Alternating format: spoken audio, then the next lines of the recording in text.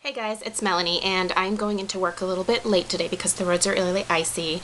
So I thought I would actually record a video before I left while it's still daylight and give you guys an update about the Revlon PhotoReady Compact Foundation that I talked about in a few videos back. I will link that below so that you can actually see what the product looks like. I have returned this product, but not because it's not a good product. So this is going to be a little bit of a strange review for me. So the foundation itself is actually a pretty good foundation. Sophie, don't do that. Ugh. I'm wearing black today, and of course she has to like rub herself all over me. So like I said, the foundation itself is actually really good.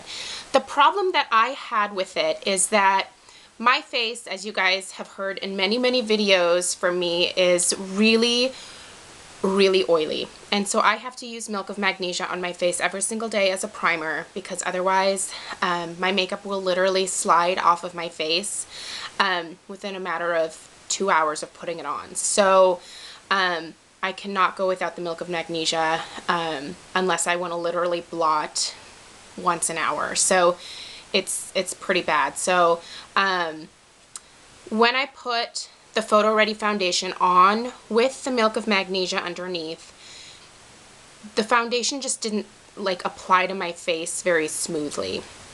So I can get away with doing that with the PhotoReady liquid foundation, but not with this compact foundation. It looked really heavy, really cakey. It like settled into my pores for some reason, and it was just not a good situation. However, I did try the PhotoReady Compact Foundation just by itself without the Milk of Magnesia, just, you know, with my regular moisturizer, which is the Oil of Olay Original Beauty Fluid, and it worked beautifully. It really evened out my skin tone. I think the color Shell was a little bit too light for me, but I was able to make it work.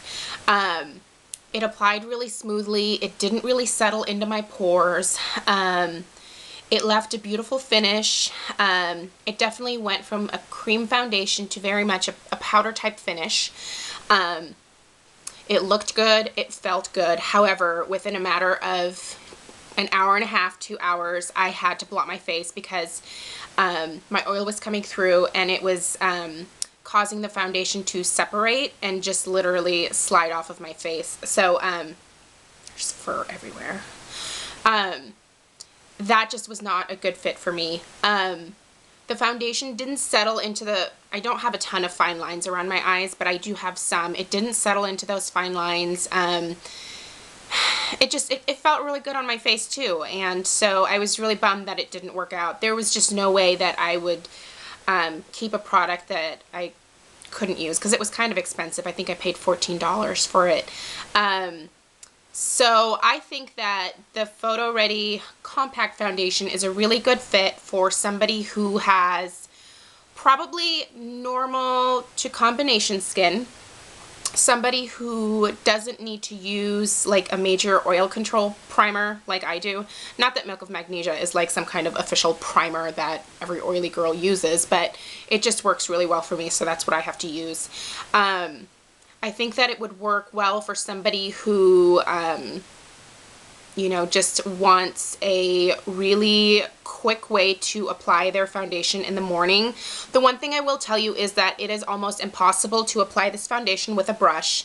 I tried to use my Coastal Scents Bionic Flat Top, and the screen that is over top of the actual compact foundation, Sophie, go away. You have to press on that in order to liquefy the foundation. Sorry, the sun is moving. Let me move you guys over here. So you have to press on that, and the brush just doesn't apply enough pressure to get the foundation to come through that screen. You have to use a sponge, and so I used just a wedge makeup sponge, and I wet the sponge a little bit, and then I applied it with that. So for those of you who like to apply your foundation with a brush, you're not going to be able to do that with this Revlon Compact Foundation. You do have to use a sponge. The sponge that they give you is like a very small square one. I I don't like the really, really small sponges. I prefer those kind of triangle shaped ones, the wedges. So that's what I used. So it applied beautifully with that. I put some powder over top of it. It was the Tarte Smooth Operator powder, which I absolutely love. And it looked really great. I mean, after I first applied it, it looked fantastic. And the one thing about the Revlon PhotoReady Compact Foundation is that it did not have the glitter or the sparkles that the liquid foundation had. It was also SPF 20. So it didn't have those sparkles, but it did leave a nice glow to my skin despite having a powder finish.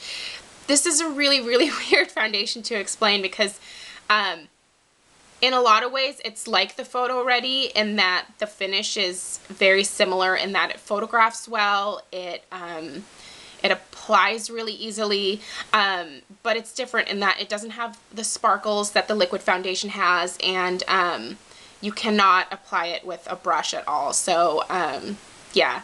So again, I did return mine. I think that I would probably maybe purchase it again in the future when the price kind of comes down a little bit just to have it. But it's not anything that I could wear on a daily basis just because it wouldn't work with my Milk of Magnesia primer. So I think, again, if you had normal to combination skin, possibly dry skin, even if you used a good moisturizer, this would be a very good foundation for you. So it should be available in most stores here in, I think, January 2011. So it's still on kind of a limited release. But it's a good foundation, you know, just didn't work out for me. So definitely encourage you guys to check it out if you're interested in it. It's not terrible. It's just not something that worked with my particular skin type. So if you have any further questions about this product, definitely leave me a comment below and I will get back to you very shortly. I'll see you guys in my next video. Bye.